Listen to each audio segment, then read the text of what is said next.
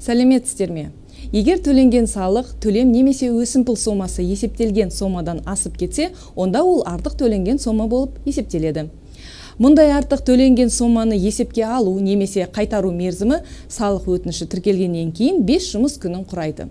Салық өтінішін берудің ең оңай тәсілі бұл е-салық азамат қосымшасы арқылы болып табылады.